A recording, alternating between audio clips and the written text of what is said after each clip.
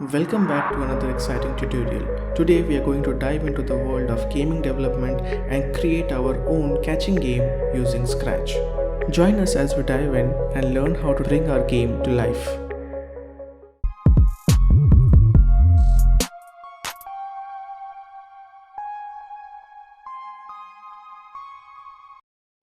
We will build this game in 3 steps.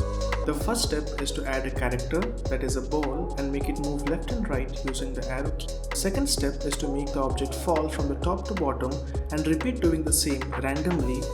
The third and the final step is to add score, where you will get a point if you catch the object using the ball. Now let's jump into coding and create your own game in Scratch. Add a character or a sprite. Here I have selected a ball as a character. Let's make the ball move. To do this, select the move block from the motion section. If you click on it, the ball moves into the right direction. Change the values to the -10 and make the ball move into the opposite direction.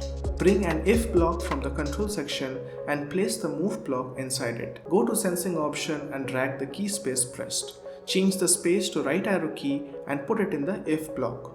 Do the same. Drag the if block and put the move with a negative value in it. Bring the when space key pressed block and change it to left arrow key and put it inside the if block.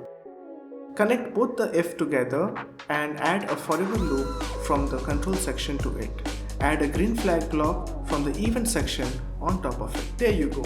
The ball now moves to the either direction using the left and the right arrow keys. Let's place the ball in the correct position for the game. Go to motion and add the go to X and Y block to make the ball stay in that specific position whenever you start the game.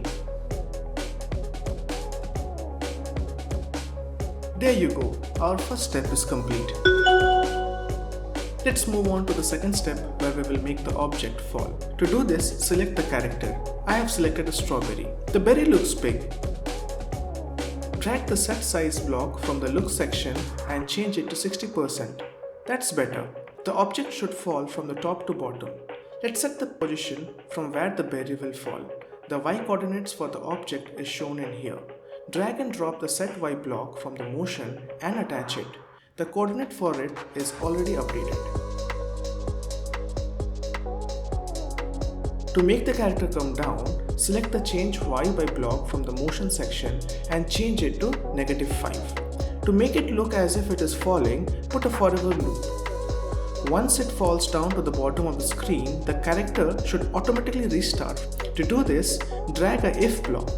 We will check if the character has reached the bottom. In order to do so, we will need a comparison operator from the operation section. Place the object to the bottom position where you want and note down the coordinates for the Y. Update the same in the green comparison block. Since we are checking the Y position, bring the Y position block. Attach the go to random block from the motion section to make the object appear randomly.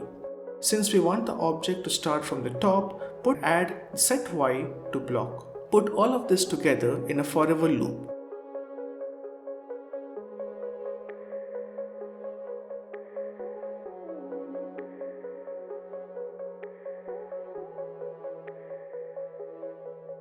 There you go. Strawberry is falling randomly. Let's add a score to the game. You will get a point every time you catch the falling object. Go to variables and select a new variable. Name it score and click OK. Whenever the game starts, the score should be 0. Attach a set my variable block into the code and change it to score. Let's write the code for how to score points when you catch the falling object. Drag if block, add touching block from the sensing option and change it to ball. Add change my variable by 1 and set it to score. Add go to random block to make the falling object start again. Change the Y coordinate to its initial position. Add this in the forever loop and let's see how it works.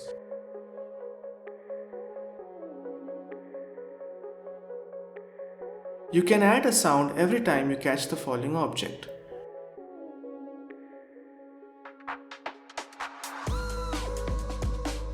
We are done with the following object and the score. Let's finish the game by adding a nice background.